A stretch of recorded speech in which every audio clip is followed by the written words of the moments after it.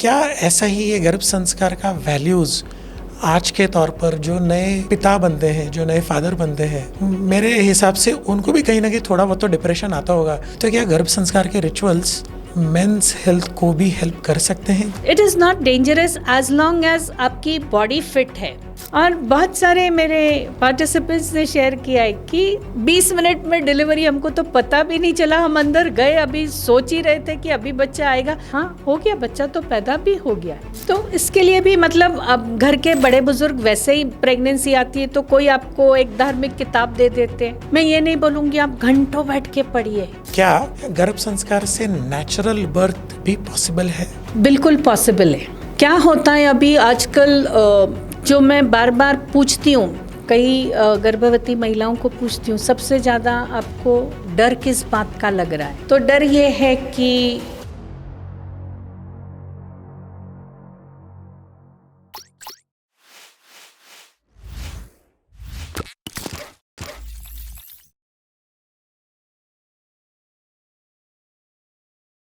Welcome viewers back to our show.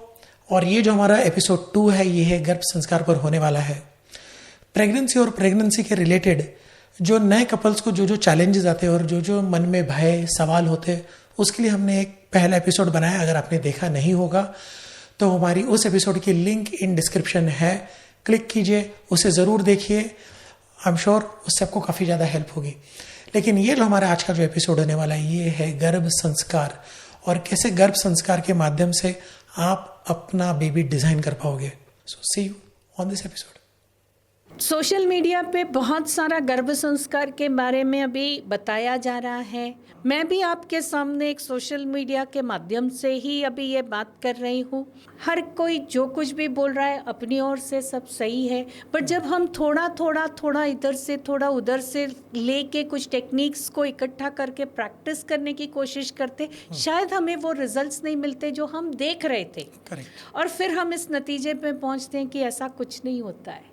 तो मेरा suggestion इस माध्यम से ये रहेगा, आप जहाँ कहीं भी हो वहाँ पे अगर गर्भ संस्कार के कोई वर्कशॉप्स, क्लासेस अवेलेबल है, उसे आप ज़रूर अटेंड करिए, क्योंकि वो आपको एक सिस्टमैटिक तरीके से बताते हैं कि आपने पहले कौन सी स्टेप करनी चाहिए, कौन सा टेक्निक यूज़ करना चाहिए, सेकंड कौन सा करना चाहिए, थर्ड कौन सा करना चाहिए। तो उससे उस हिसाब से आपको रिजल्ट्स मिलेंगे। करेक्ट। मतलब ये बात तो बिल्कुल सही कही आपने कि ये जो चैनल के माध्यम से जो हम लोगों तक पहुंचते हैं, वो एक इन्फॉर्मेशन होता है, एक अवेयरनेस होता है। इस अवेयरनेस को take it as an action to take further with a professional expert. वो इसी को सारा रिपोजिटरी ऑफ ट्रुथ नॉलेज को लेकर इसी तक सीमित ना रहे, वो अपने आप को किसी एक्सपर्ट के पास लेके जाए, वहाँ से खुद के लिए नई स्ट्रैटेजी जो उनके लिए सूटेबल है वो समझ के। सो सही कहा आपने। Yes, I agree with what you said. Neeta ji, एक बात बताइए, गर्भ संस्कार के इतने बेनिफिट्स है, क्या गर्भ संस्कार से नेचुरल बर्थ भी पॉसिबल है? बिल्कुल पॉसिबल है। अच्छा। क्या होता है अभी आजकल, जो मैं बार बार पूछती हूँ, कई गर्भवती महिलाओं को पूछती हूँ, सबसे ज़्यादा आपको डर किस बात का लग रहा है? तो डर ये है कि नॉर्मल डिलीवरी होगी क्या, बहुत पेन होता है। मैंने कहा किसने कहा आपसे? आप ही मुझे बताइए कि पांचों उंगलियां बराबर हैं? नहीं। आज दिन तक आपने कभी ये सुना है कि किसी के फिंगरप्रिंट्स मैच हुए हैं? इतनी बड़ी दुनिया, करोड़ों लोग इस दुनिया में रहते हैं, कभी ये ब्रेकिंग न्यूज़ देखिए कि 2 लोगों के फिंगरप्रिंट मैच हो गए। जब 2 लोगों के फिंगरप्रिंट मैच नहीं होते, पांचों उंगलियां बराबर नहीं होती, 2 ट्विंस दिखने में एक जैसे की स्वभाव एकदम अलग रहता है, तो 2 प्रेगनेंसी के रिजल्ट एक जैसे कैसे हो सकते? So true, so true. और अनफॉर्चुनेटली आई वुड से कि पता नहीं क्यों जिनका बच्चा हो जाता है वो खाली ये डर वाली बात क्यों शेयर करते? क्या पूरे 9 महीने में उन्हें कोई खुशी के या अच्छे अनुभव नहीं आए? वो क्यों नहीं शेयर करते? तो ये जब वो डर रहता है ना, तो वो डर, देखो इट इज़ वेरी सिंपल कि जो चीज़ें हम बार बार सोचते हैं, जो विचार करते हैं, वही सत्य में आती है। तो ये डर पैदा होता है। नॉर्मल होगी सी सेक्शन होगा, नॉर्मल होगी सी सेक्शन होगा। तो वो डर की वजह से कई बार सी सेक्शन होता है, वरना अगर आप खुश रहते हो और बोलते हो कि नहीं I am going to enjoy और my delivery is going to be normal, तो वो नॉर्मल ही होती है। अगेन पावर ऑफ मैनिफेस्टेशन या हेल्प्स। ऐसे बहुत सारे मैं एफर्मेशंस भी उनको बोलती हूँ कि आप इसको रीड करते रहिए, विजुअलाइज करते रहिए। और बहुत सारे मेरे पार्टिसिपेंट्स ने शेयर किया है कि 20 मिनट में डिलीवरी, हमको तो पता भी नहीं चला, हम अंदर गए, अभी सोच ही रहे थे कि अभी बच्चा आएगा, तो डॉक्टर ने तो दिखा भी दिया कि हाँ हो गया, बच्चा तो पैदा भी हो गया। एक ऐसा ही किस्सा था कि अगेन वो भी डॉक्टर ही थे, होम्योपैथिक के अच्छे खासे डॉक्टर थे वो। तो क्लास किया तो नहीं, नॉर्मल डिलीवरी करनी है। वो जो एक लास्ट पुश था वो आ नहीं रहा था। डॉक्टर बोले कि अब और नहीं रुक सकते, हम सी सेक्शन की तैयारी कर लेते। जैसे वो सी सेक्शन की तैयारी कर रहे थे, अफर्मेशंस कुछ याद आए। अगेन जो वूम टॉक मैंने कहा था, उस समय उन्हें याद आया वूम टॉक किया। अभी यहाँ पे सी सेक्शन की तैयारी हो रही थी और यहाँ पे तो बेबी आप ही गए। वाओ वाओ, क्या बात है, what an amazing thing. And one more thing I want to share at this moment. जैसे हमने थोड़ी देर पहले देखा था कि husbands are taking equal role और इक्वल पार्टिसिपेशन। तो एक टेक्निक है एंकर करके। एंकर मतलब creating an imprint, either my touch words और दिस। तो मेरा ज़्यादा झुकाव टच की तरफ रहता है। राइट। मतलब बॉडी के किसी पार्ट को अगर हस्बैंड फीमेल के किसी बॉडी पार्ट को टच करते हैं तो वहाँ पे वो टच करने से उनको ऐसा लगता है कि yes she is going into a deep relaxation mode. और जितना सेंस ऑफ फीलिंग जो, हाँ, तो ये थोड़ा ट्रायल एरर करना पड़ता है। आप देखिए जब आप आई चेकअप के लिए जाते हो तो वहाँ पे ऑप्थेमोलॉजिस्ट एक खाली फ्रेम देते हैं, लेंस लगाते हैं, इससे दिख रहा है आपको? हाँ। अच्छा दिख रहा है, तो इससे फिर वो निकाल के दूसरा लेंस डालते, इससे क्लियर दिख रहा था क्या पीछे वाले से? तो ये ट्राई करना पड़ता। तो ये हस्बैंड्स को मैं बोलती हूँ आप ट्राई करिए कि इस तरह से यहाँ हाथ लगाने से उनको ज़्यादा डीप रिलैक्सेशन मिल रहा है कि यहाँ पे लगाने से, कि यहाँ पे लगाने से। तो ये थोड़ा एक 8 दिन इसमें जाते हैं जो टच करने पे पता चलता है कि यस अभी डीप रिलैक्सेशन।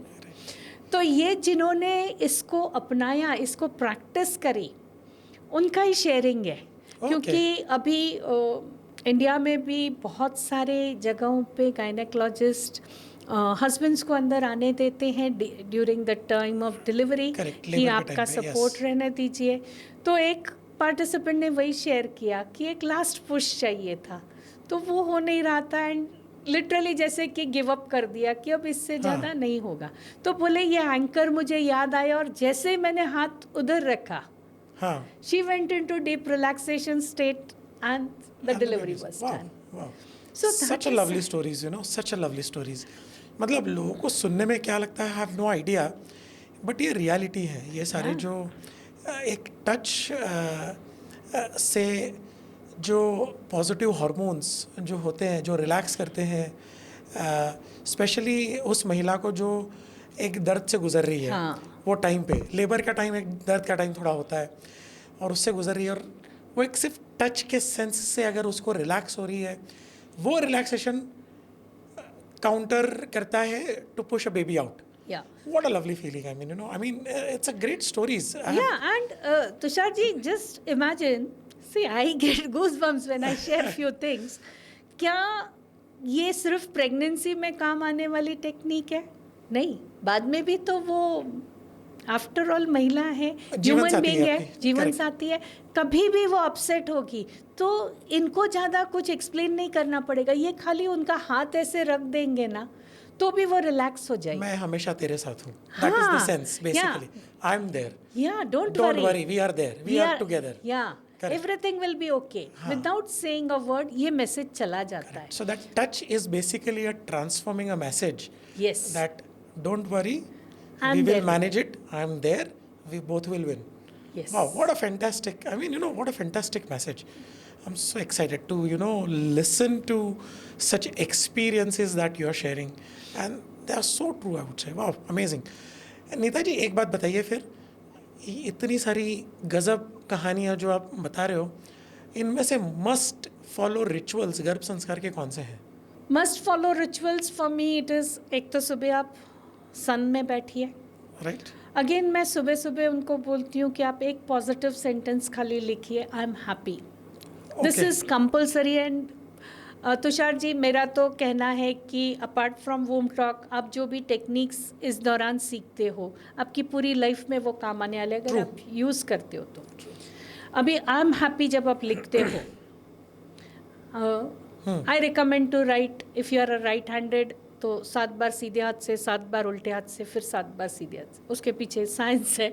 ओके। ओके, तो वो लिखते हैं सुबह सुबह। अगर आप आपके बेस्ट फ्रेंड को गुड मॉर्निंग, गैजेट को गुड मॉर्निंग ना बोल के पहले ये लिखते हो, तो पूरा दिन आप वही विचार में रहते हैं। हाँ। आप ही देखिए, अगर सुबह सुबह आप कोई गाना, भजन, मंत्र सुन लेते हो तो पूरा दिन वो चलते रहता है। हाँ, वो गुनगुनाते रहते हो। हाँ। तो आई एम हैप्पी, तो अगर आप हैप्पी हो तो आप हैप्पीनेस एमिट करने वाले हो, वही आप बाहर देने वाले हो, और अट्रैक्ट भी आप सारा हैप्पीनेस ही करने वाले हो। Correct. It is so simple. So simple and easy. या आप वही अट्रैक्ट करने वाले हो ना, आप जो बार बार बोलोगे। तो ये एक चीज़ है जो मैं उनको बोलती, पॉजिटिव सेंटेंस आपको लिखना है। सेकेंडली, लिसन टू मंत्रास, जिसमें कि गायत्री मंत्र के लिए मैं बोलती हूँ कि कंपलसरी आपको कम से कम 11 बार बोलना या सुनना है। इसका मतलब ये नहीं है कि वो जो मंत्र सुन रहे हैं उनको बंद कर दे, कंटिन्यू विथ इट, बट ये भी एक बहुत पावरफुल मंत्र है, इसको सुनना ही है। एंड एक रिचुअल जो मैं बोलती हूँ, अगर हो सके तो ज़रूर फॉलो करिए, दैट इज़ अग्निहोत्र। अग्निहोत्र, ओके। या ये एक बहुत सुंदर रिचुअल है जो सुबह सूर्योदय के समय और सूर्यास्त के समय किया जाता है। राइट। एक छोटा सा हवन कुंड रहता है जिसमें हम गाय के गोबर की गौरी रहती है और अच्छा घी और अनपॉलिश्ड राइस की आहुति दे के अग्नि प्रज्वलित करते हैं, और एक मंत्र दिया जाता है। ये मंत्र अवेलेबल है। ओके। तो डिटेल में इसकी जानकारी यूट्यूब पे दी है। इसको अगर करते हैं, और स्पेशली प्रेगनेंसी के टाइम पे, तो बहुत पॉजिटिव फीलिंग और ऑरा क्रिएट होता है। ओके। मेरे एक बहुत अच्छे फ्रेंड हैं गायनेकोलॉजिस्ट, उन्होंने मेरे साथ ये बात शेयर करी कि नीता, जब ये कोविड था, डिलीवरी तो भी हो रही थी। हाँ। पेशेंट टेंशन में, हम उससे ज़्यादा टेंशन में, स्टाफ टेंशन में कि किसी को कुछ हो गया तो क्या होगा। तो बोले कि सिर्फ और सिर्फ मेरे ये अग्निहोत्र की वजह से, टचवुड, एक भी पेशेंट को कोविड नहीं हुआ, एक भी स्टाफ को नहीं हुआ। हम ये कोविड बहुत अच्छे से मैनेज कर सके बिकॉज ऑफ दिस अग्निहोत्री मंत्र। वाह। It is a very beautiful ritual. उसका समय रहता है, वो समय के हिसाब से ही हमें करना है। तो it is really very beautiful and powerful. इसमें मैं एक और बात कहना चाहूँगी कि अक्सर हम ये देखते हैं कि कुछ अगर हमें इस तरह से परफॉर्म करना है तो नीचे बैठना है, तो करना है। इसमें ऐसा कुछ नहीं है। क्योंकि जैसे जैसे ये प्रेगनेंसी के दिन बढ़ते जाते हैं, बम बढ़ाव होता है, तो नीचे बैठने में, उठने में थोड़ी दिक्कत आती है। राइट। तो आप स्टूल पे, चेयर पे बैठ के, सामने सेंटर टेबल लेके भी आप ये परफॉर्म कर सकते हो। Right. Performing is a must. तो ये कुछ बातें मैं बोलती हूँ। इसके अलावा ड्राइंग, कलरिंग करिए। अच्छा, पेंटिंग, मतलब या एनी क्रेयॉन से। एनी। राइट। क्या होता है कि पूरा दिन कोई हमें पैम्पर नहीं करता रहता है। कभी कभी ऐसा होता है कि कोई कारण नहीं है, कुछ नहीं, अचानक लो फील होता है, कुछ नहीं, कलरिंग की बुक निकालिए, या तो ड्राइंग करिए या कलरिंग करिए। मेरा ज़्यादा झुकाव कलरिंग की तरफ ज़्यादा है। मंडला आर्ट मैं लेके बैठती हूँ, उसमें मैं कलर करती हूँ। तो जैसे मैं कलर करती जाती हूँ, वैसे वैसे जो मेरे इमोशंस है वो अपने आप उस कलर के द्वारा बाहर निकल जाते हैं, और कुछ ही समय में एकदम नॉर्मल हो जाती हूँ। ये एक चीज़ है। सेकेंड वेरी इम्पॉर्टेंट कि मैं कहती हूँ कि आपको आपके दोनों हाथों का इस्तेमाल करना है। कुछ एक्सरसाइजेस जैसे ये बचपन में हमने किए हुए हैं, ये एक्सरसाइजेस करिए जिससे कि हमारे दोनों ब्रेन स्टिमुलेट होते हैं, right and the left side. तो यहाँ पे सारी क्रिएटिविटी, इनोवेशंस, इन्वेंशंस है, तो उसको भी बाहर निकालना है।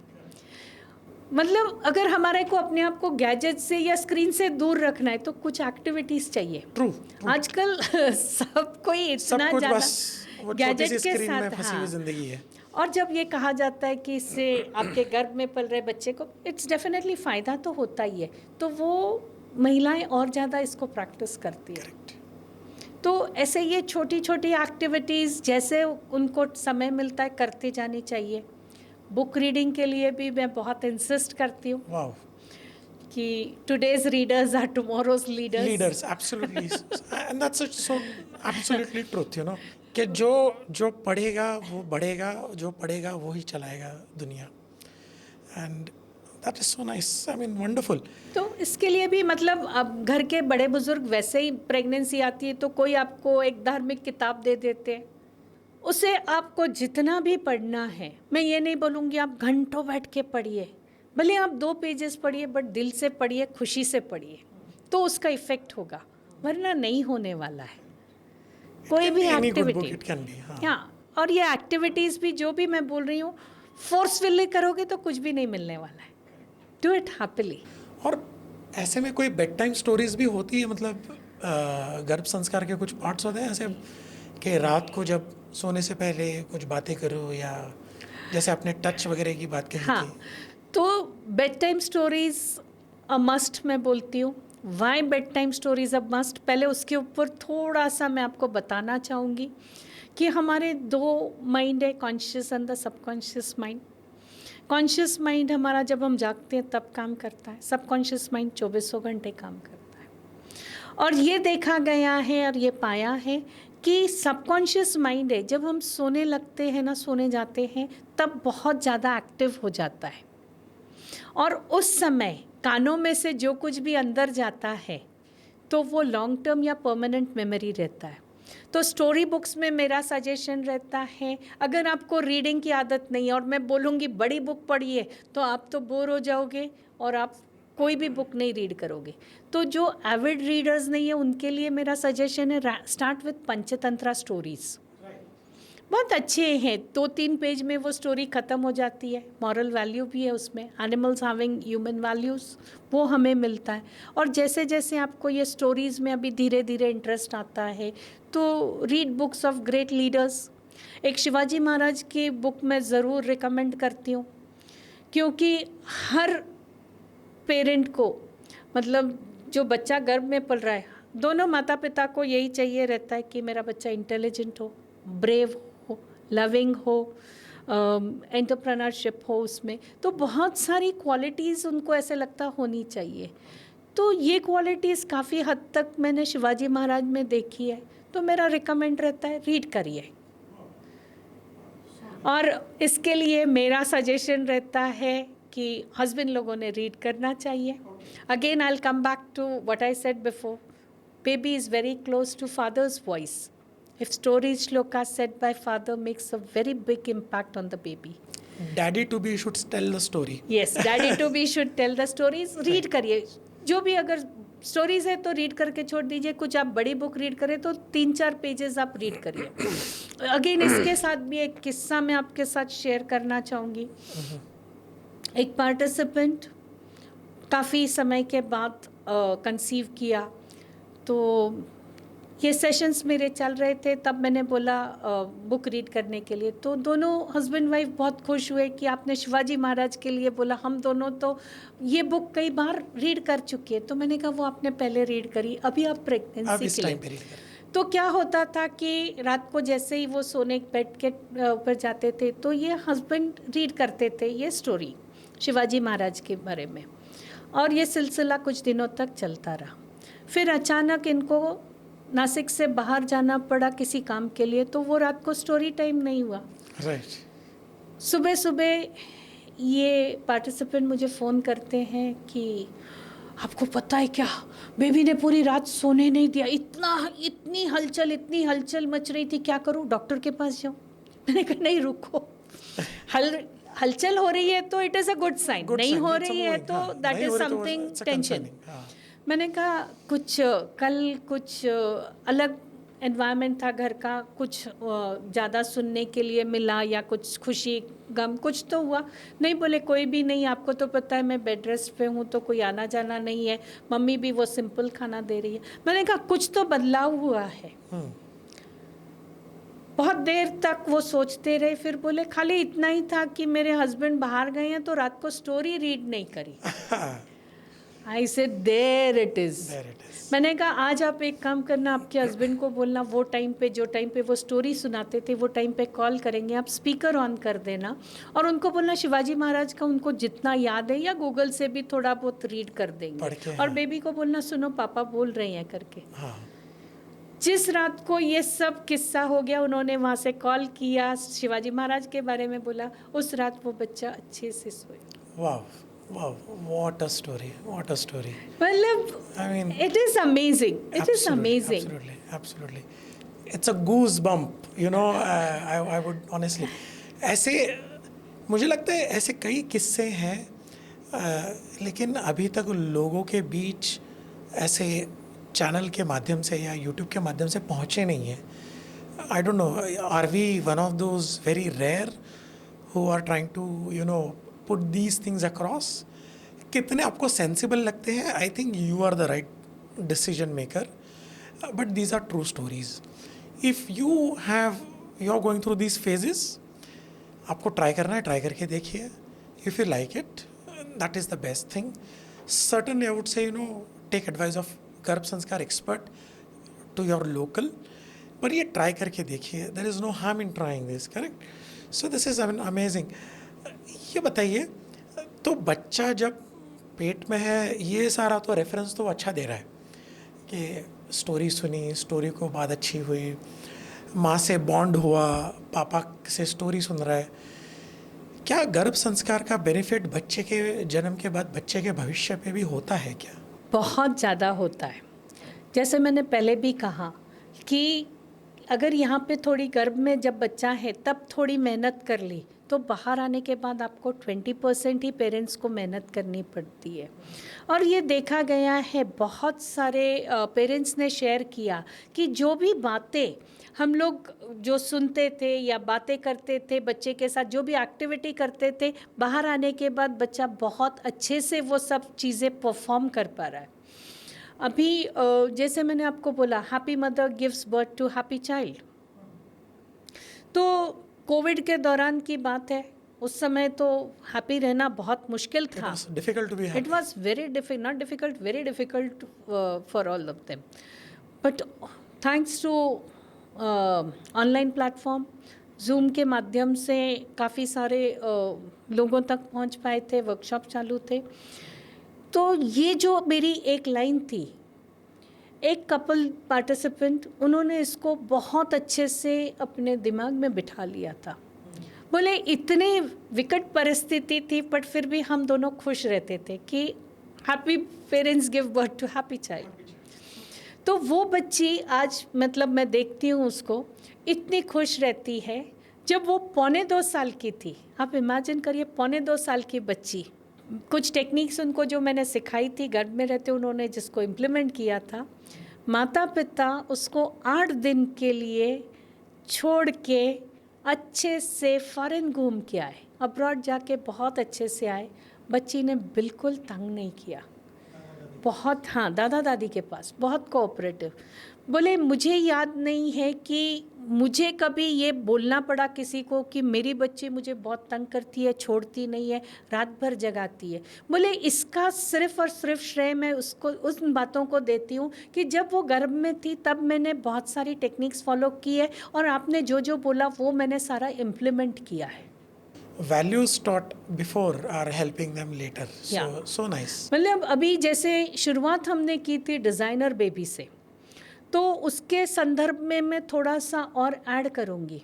डिज़ाइनर दिखने में तो हमने देख लिया कि आप सिर के बाल से पैर के नाखून तक आप डिज़ाइन करो, काफ़ी हद तक वो बच्चा वैसा बने। फिजिकल अपीयरेंस जिसको बोलते हैं। इसके अलावा हमें क्वालिटीज़ भी तो चाहिए, गुण जी। भी तो चाहिए, जी। हमें इंटेलिजेंट चाहिए, हमें ब्रेव चाहिए, हमें लविंग चाहिए, ये सारी चाहिए, तो वो भी हम यहीं दे सकते हैं। राइट। उसका टेक्निक है, वो क्वालिटीज़ भी अगर आप यहाँ दे देते हो, आप बताइए क्या वो बच्चे का भविष्य रहेगा, क्या वो माता पिता के लिए गर्व की बात होगी। Such a wonderful thing you said. As it is अभी हम देख रहे हैं कि न्यूक्लियर फैमिलीज होती जा रही है, जी। बोथ पेरेंट्स वर्किंग, जी। तो बच्चे को कुछ सिखाने के लिए समय कहाँ है। हाँ। मतलब बैठ के तो सिखाना थोड़ा मुश्किल जा रहा है, बट जब वो गर्भ में है तो आप साथ में ही घूम रहे हो उसके, जी। जब चाहिए तब आप सिखा दीजिए, बट ये तो मालूम होना चाहिए कि क्या सिखाना क्या है। सिखाना है, और वो तो ये आप ऐसा ही है, सिखा- गर्भ संस्कार एक्सपर्ट सिखा सकते हैं। वाह, such it nice is thing. Really, मतलब जो आपने बोला, यू शुड ऑप्ट डेफिनेटली, क्योंकि यही समय है। बाद में तो बच्चे को आप लाके बिठाओगे तब वो सीखेगा, उसका मूड रहेगा तो वो सीखेगा, नहीं रहेगा तो मम्मा भूख लगी, मम्मा सुसु आई, मम्मा पॉटी आई, तो मम्मा कुछ भी नहीं कर सकती है उसके मूड के जो हिसाब से। होता ही है नॉर्मली। हाँ, तो वो बच्चे के मूड के हिसाब से वैल्यू लर्निंग आप पहले से शुरू कर सकते वेरी हो। Much. So nice. Neeta ji, अभी on the day, on the judgment, judgment day जब डिलीवरी होती है, उस दिन के लिए कुछ टिप्स हैं आपके पास एज ए गर्भ संस्कार एक्सपर्ट?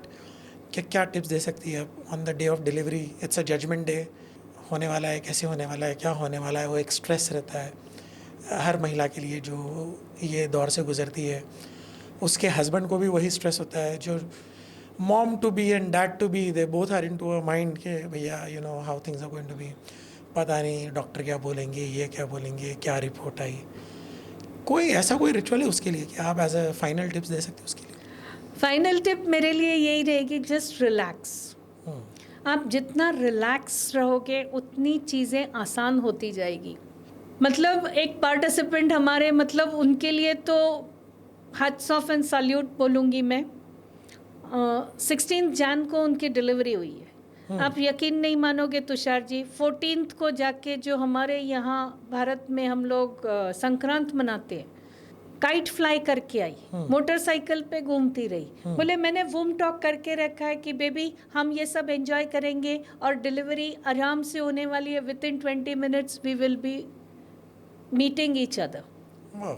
तो कंटिन्यूसली आप जैसे सोचते रहते हो वैसे ही होना है। लास्ट मोमेंट पे भी पैनिक करना नहीं है, जो होना है वो होने ही वाला है, बट आप जितना रिलैक्स रहोगे उतना अच्छा रहेगा।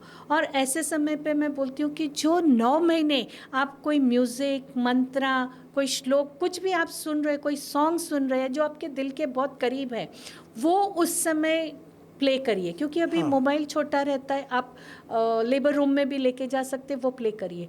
जब वो म्यूज़िक प्ले होता है तब ये डिलीवरी और आसानी से हो जाती है, क्योंकि feeling of peace and relaxation, just relax and उस ऊपर वाले से पर भरोसा रखना कि जो मेरे लिए सही है मैं आपके ऊपर छोड़ती हूँ, आप वही करना। Correct, so nicely said.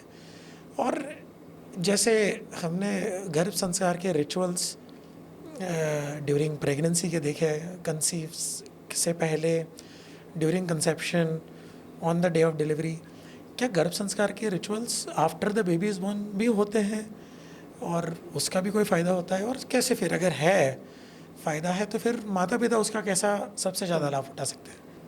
आपने मुझे पहले एक प्रश्न पूछा था कितने ट्राइमेस्टर होते हैं जी, तब मैंने आपसे कहा था कि 4 ट्राइमेस्टर, और 4 ट्राइमेस्टर के बारे में मैं आपसे बाद में बात करूंगी। Right, okay. तो अब ये समय आया है मैं उसका जवाब दूं ओके। कि इसमें आता है द 4th ट्राइमेस्टर, जो कि बच्चा पैदा होने के बाद के 3 महीने, राइट, जिसे कि कहा जाता है, मैं कहती हूँ उसे बेबी मून पीरियड। ओके, आपने नाम दिया इसको baby moon period. Sounds like अ हनीमून पीरियड जैसे, बेबी मून पीरियड, राइट। तो मेरा प्रश्न रहता है पार्टिसिपेंट से, हनीमून के लिए गए थे? हाँ, करेक्ट, बिल्कुल गए थे। हाँ किसके साथ गए थे? जी, बट आप ऐसे हस्बैंड वाइफ ही जाते हैं। हाँ, तो क्यों जाते हो? ताकि एक दूसरे को अच्छे से समझ पाए, सके। करेक्ट। हनीमून के लिए जब जाते हो आप दोनों 24 घंटे एक दूसरे के साथ रहते हो। करेक्ट। आपकी लव मैरिज है क्या अरेंज मैरिज है, जब भी हम एक दूसरे के सामने आते हैं तो एक अच्छा सा मास्क पहना हुआ रहता है कि गुड गुड गुड सब रहता है। Good looking, good Yes. Feeling कि भाई हाँ। कोई बुराई दिख ना जाए वो बुराई दिख ना जाए। बट यह मास्क हम 24 घंटे नहीं तो पहन नहीं पहन सकते। सकते। राइट। वो वक्त आता है कि उसको उतार के रखना ही रहता है। तो जब हनीमून के लिए जाते हैं तो वो मास्क निकल जाता है, तब एक दूसरे को अच्छे से समझते हैं। अच्छा इन्हें क्या पसंद है, क्या नहीं पसंद है, right. क्या स्वभाव है, ये सारी बातें समझ में आती है। और कोशिश यही रहती है कि वो सब करे जो दोनों को पसंद है, मतलब एक दूसरे को पसंद है, एक दूसरे को हर्ट ना हो उस तरह का हम लोग व्यवहार करना शुरू करते हैं। Adopting each other. Yeah. That's the best, I Yeah. think, you know. The same goes with दस बेबी। जैसे ही बेबी Right. पैदा होता है हाँ तो क्या होता है, उसके पास लैंग्वेज नहीं रहती, वो बोल नहीं पाता है, हाँ उससे खाली रोना आता है। हाँ तो मैं पेरेंट्स को बोलती हूँ कि अब आप ध्यान दीजिए कि आपके बेबी का रोने का साउंड कैसा है, जब उसे भूख लगती है तब वो आवाज़ कैसी निकाल रहा है। ऑब्जर्वेशंस। ऑब्जर्वेशन सुनो और ऑब्जर्व करो। जब उससे नींद आ रही है तब वो कैसी आवाज़ निकालता है। जब वो अनकंफर्टेबल है गैसेस की वजह से या कुछ किसी और कॉलिक वगैरह, कॉलिक वजह हाँ। से, तो तब उसकी आवाज़ कैसे आती है। आप बच्चे के साथ रहोगे उतना अच्छे से समझ पाओगे। करेक्ट।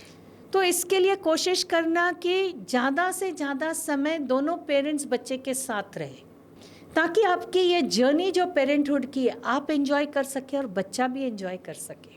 बहुत बार ऐसा होता है कि बच्चे को नींद आ रही है बट माँ को लगता है भूख लगी है, तो वो फीड कराने की कोशिश करती है और बच्चा फीड लेता नहीं है, बहुत रो रहा है।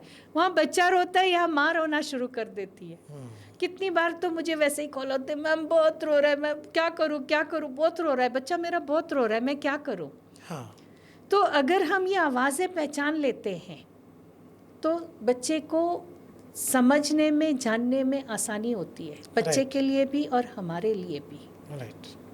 Wow, so nice things, I mean. और बच्चा पैदा होने के बाद अगेन वही मैं बोलूँगी, यहाँ पे हमने माहौल दिया तो बाहर आने के बाद क्या माहौल आप दे रहे हो, उस पर बहुत कुछ डिपेंड होता है। हमारे एक पार्टिसिपेंट, कई बार देखा गया है कि लड़कियां अपने मायके जाती है डिलीवरी के लिए, फर्स्ट डिलीवरी के लिए उनको मायके जाना रहता है। मेरा एक सिंपल सजेशन है, जहाँ पे वो खुश है वहाँ पे उनको रखो। हाँ मैं उनको ही पूछती हूँ जो प्रेग्नेंट है, आप कहाँ रहना पसंद करोगे। राइट। अभी हम 21वीं सदी में रह रहे हैं। अब ये नहीं रहा कि बेटी के घर का पानी नहीं पीना है, सब आके रह के भी जाते, पानी तो दूर है रह के भी जाते हैं। तो ऐसा नहीं है कि पहले डिलीवरी आपको मायके में ही जाके करनी। आप खुश हो तो मायके जाइए, आप खुश नहीं हो ससुराल में ही रहिए। हस्बैंड पास में चाहिए तो आप ससुराल में ही रहिए। तो एक हमारे पार्टिसिपेंट मायके गए थे कि नहीं मुझे मायके में जाना है, ओके। तो बच्चे की नानी सुबह उठते साथ बच्चे को कम से कम 20 बार आई लव यू बोलते थे। ओके, पहला बच्चा तो वैसे ही वो बहुत कुछ रहता है। राइट।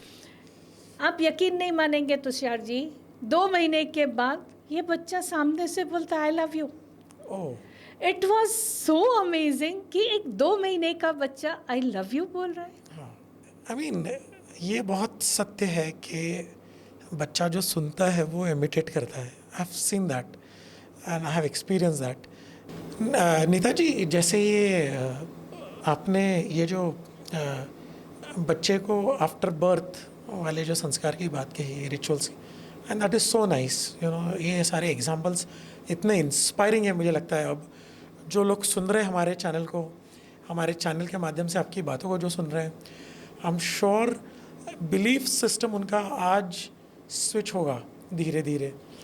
नीता जी, कुछ ऐसी 1-2 कंसर्निंग सवाल जो है मेरे, जो कभी कभी मैंने सुने हैं कई लोगों से, समाज से, कि माता पिता पहले प्लान करते हैं, सोचते हैं, सारे एफर्मेशन सब कुछ सारा पॉजिटिव रहता है।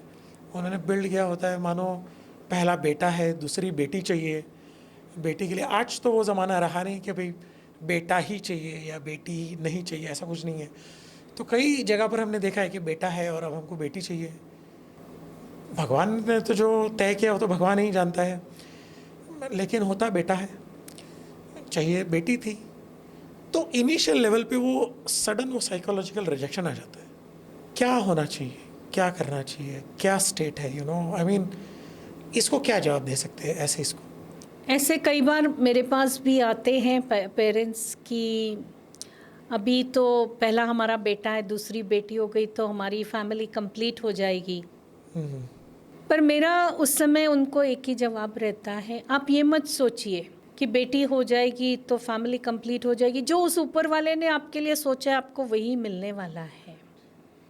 क्या होता है अगर आपकी एक्सपेक्टेशन कि नहीं मैं पॉजिटिव सोच रही हूँ, अफर्मेशन दे रही हूँ, विजुअलाइज कर रही हूँ, सब कर रही हो, बट जो उसने लिखा है उसको आप कितना भी कुछ टेक्निक यूज़ करो वो बदल नहीं सकते, बेटा है क्या बेटी है। You can not change the plan of nature. बस मैं एक ही बात कहती हूँ कि आप जब भी भगवान से मांगो बेटा या बेटी मत मांगिए, बोलिए एक हेल्दी बच्चा दीजिए। हाँ, हेल्दी बच्चा दीजिए। और अगर पहला बेटा है, दूसरा भी अगर बेटा होता है, उसको आप एक्सेप्ट करिए।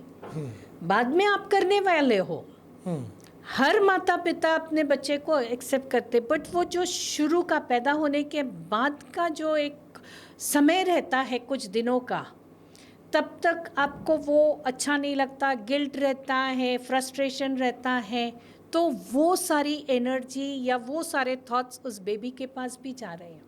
वो क्या बच्चे पे इम्पैक्ट होता है ऐसे? बहुत ज़्यादा होता है। Okay. जैसे मैंने कहा कि हर विचार जो एक महिला को प्रेगनेंसी में आता है वो उस बच्चे की लाइफ में कभी ना कभी सत्य होता है। कब होगा ये मैं भी नहीं जानती। Right. तो सेम वे जब बच्चा पैदा हो जाता है तो ब्रेस्ट मिल्क के द्वारा वो विचार उस बच्चे तक पहुंच रहे हैं।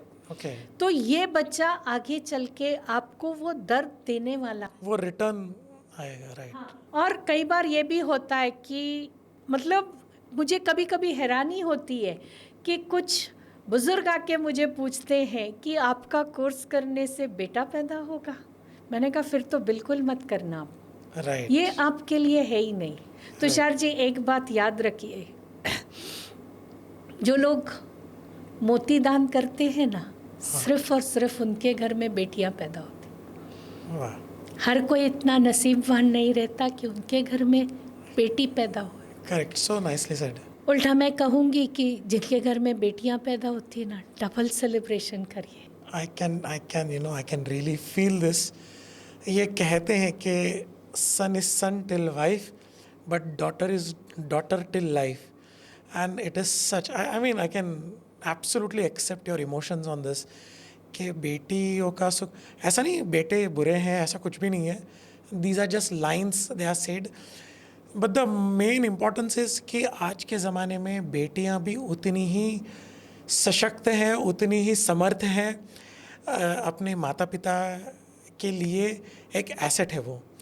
और बेटियों का दान तो हमारे संस्कृति में कहा जाता है कन्या का दान, ये सबसे बड़ा सुख माना जाता है और सबसे बड़ा पुण्य माना जाता है। और कन्या तो होती है लक्ष्मी का रूप। सो मुझे अभी तक मुझे ये समझ में नहीं आया कि कभी बेटी होने से किसी घर में कोई दुख या ऐसे कोई विचार भी क्यों आते हैं। वही ना, इस भगवान ने जो संतान दी है वो तो सबसे बड़ा क्या बोलते हैं, वो सबसे बड़ा आशीर्वाद है, सबसे बड़ा प्रसाद है, ऐसा लेना चाहिए।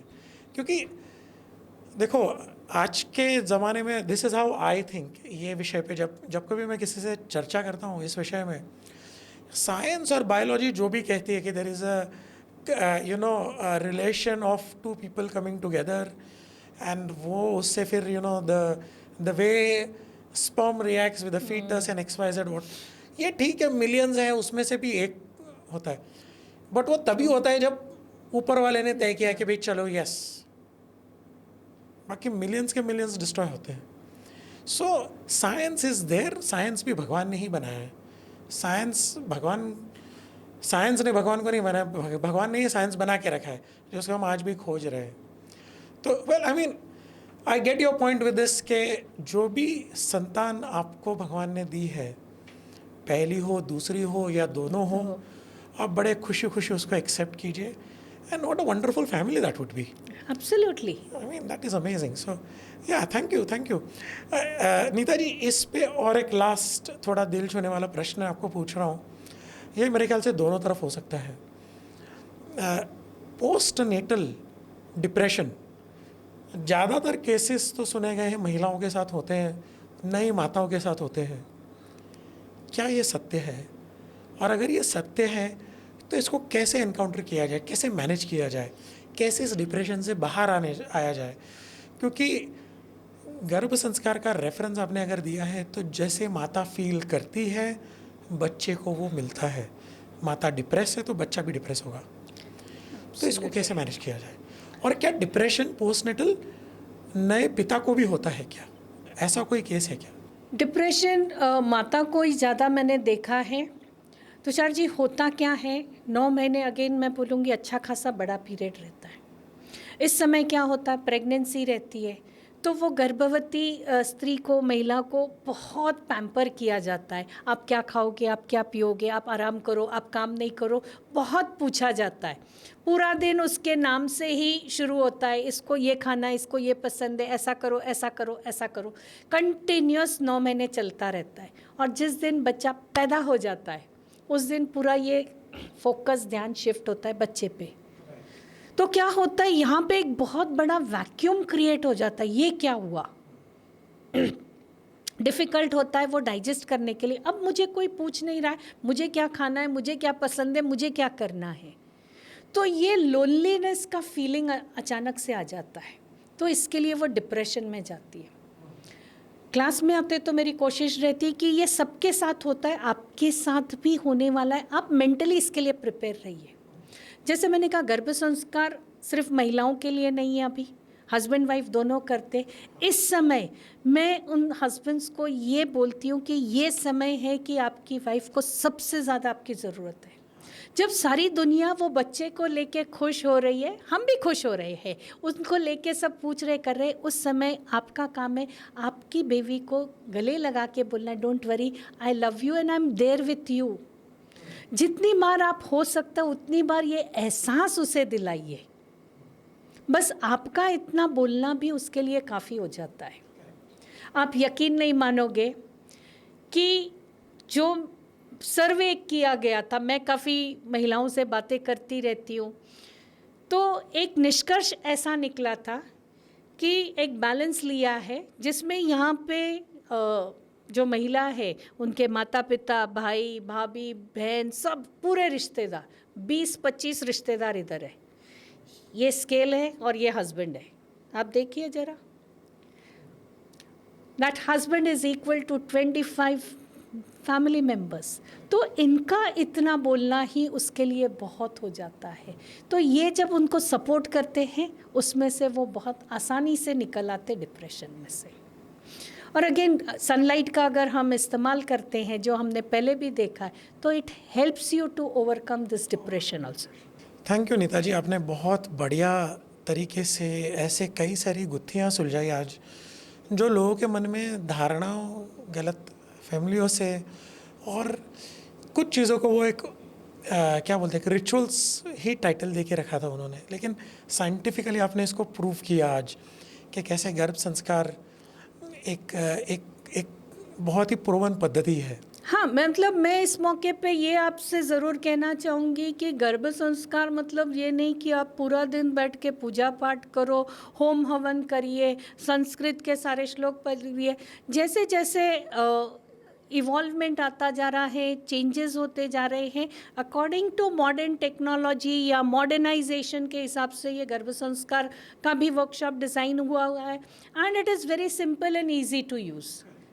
मतलब चलते फिरते आप बहुत सारी टेक्निक्स का इस्तेमाल कर सकते हैं.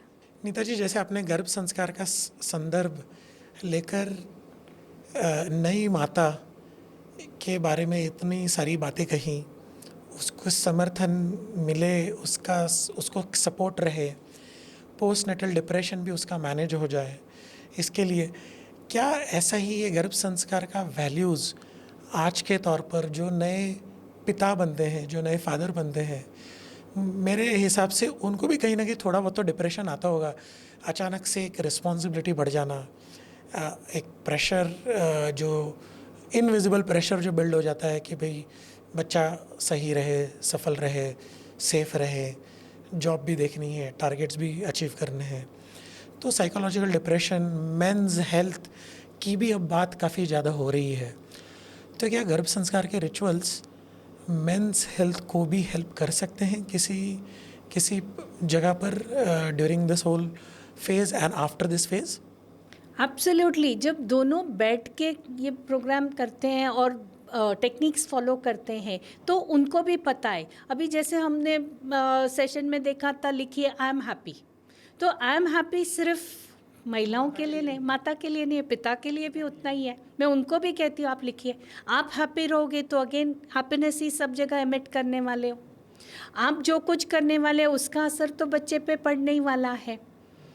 और एक बात आपसे, बहुत बड़ी बात मैं शेयर करना चाहूँगी, शायद बीच में कहीं मेरे से स्किप हो गई है। पिता का रोल ज़्यादा इम्पोर्टेंट और ज़्यादा बड़ा है। किसी भी महिला को पूछ लीजिए आप, who is your life hero, 99% मुंह से निकलता है मेरे पापा, मेरे डैडी।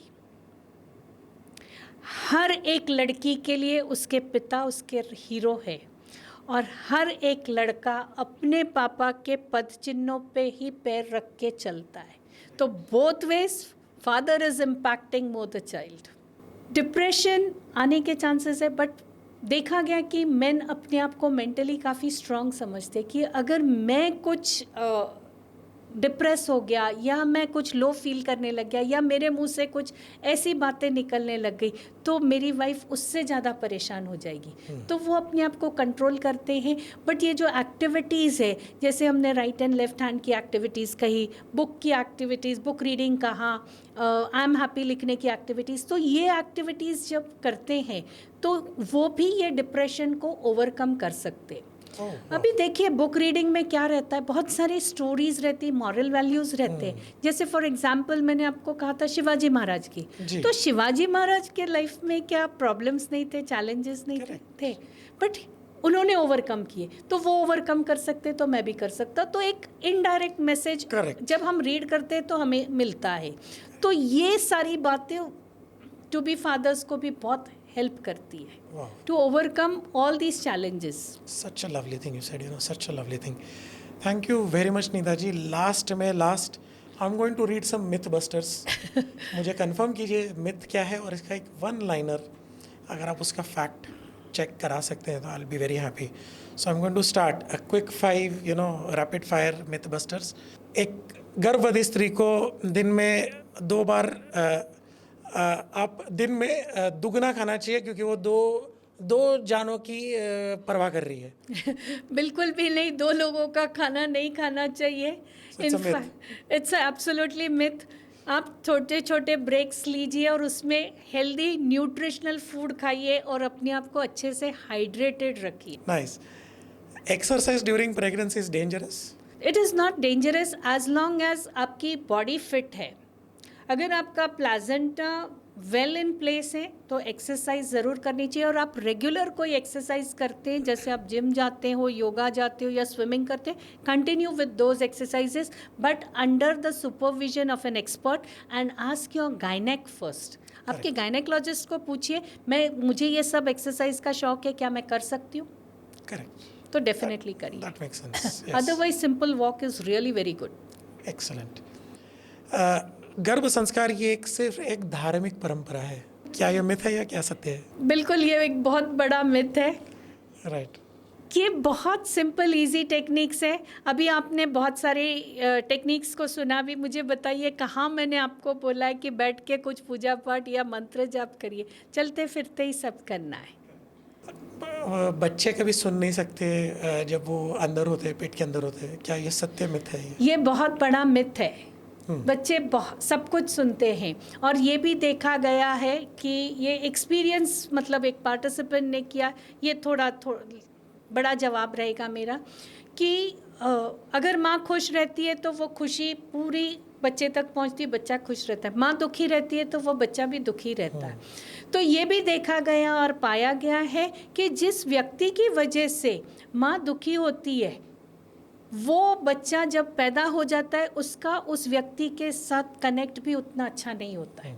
वो उसको प्यार नहीं कर सकता, भले वो सामने वाला व्यक्ति उसके बाद उसे कितना भी प्यार करे, बट वो कनेक्ट ही नहीं हो पा रहा। और एक लास्ट मिथ है या ट्रुथ है, आप बताइए, गर्भ संस्कार कंसेप्शन से पहले ही कर सकते, उसके बाद नहीं कर सकते? बिल्कुल नहीं, आप गर्भ संस्कार जब मर्जी कर सकते, रिजल्ट्स मिलने वाले। मेरी लाइफ की फ़िलॉसफी तो बहुत सिंपल है, जब आँख खुली तब सवेरा। जितना समय आपके हाथ में वहाँ से आप शुरू करिए, रिजल्ट तो ज़रूर मिलेगी। Excellent Neeta ji, thank you very much. आप हमारे पॉडकास्ट में आए और हमारे लिए इतना समय बिताया और इतनी सारी जानकारी, कई आई ओपनिंग रिविलेशंस आपने किए हैं, तो इसके लिए मैं आपका बहुत बहुत धन्यवाद करना चाहता हूँ। और ऐसे ही इस विषय पे और आगे जब मौका मिलता है, एक पेरेंटिंग का एक भी विषय है जिस पे आपसे और कभी चर्चा करेंगे अलग से। सो दोस्तों, आज आपने गर्भ संस्कार के विषय में कई सारे मिथ्स, कई सारे मिसअंडरस्टैंडिंग्स को आपने इसका एनकाउंटर सुना, और आज आपके आई बिलीव आपको इस बात की क्लैरिटी आई होगी कि गर्भ संस्कार ये एक सिस्टमैटिक, एक साइंटिफिक प्रोसेस है, ये एक प्रूवन टेक्निक है। अगर आप करते हैं, इसके रिजल्ट्स 100% हैं। बस जैसे बताया उन्होंने कि आपको टेक्निक राइटली अडॉप्ट करनी चाहिए और उसको रिलीजियसली फॉलो। रिलीजियस का अर्थ है कि आप आंखें बंद करके अगर उसको फॉलो करेंगे, आपके अच्छे रिजल्ट आने के चांसेस 100% है। Again I am saying chances, इसकी कोई गारंटी किसी की भी नहीं होती, बट इसकी वैल्यू आपके जीवन में, इसके रिटर्न्स बहुत अच्छे देंगे आपको। सो दोस्तों, विदा लेते हैं अब आपसे इसी विषय पर। अगले नए एपिसोड में नए एक्सपर्ट के साथ, एक नए विषय के साथ हम दोबारा मिलेंगे। तब तक के लिए अलविदा। Thank you very much. Stay tuned to our channel, keep liking, subscribing and commenting our channel, and forward and share. Sharing is caring, liking is caring. Thank you very much. Have a nice day.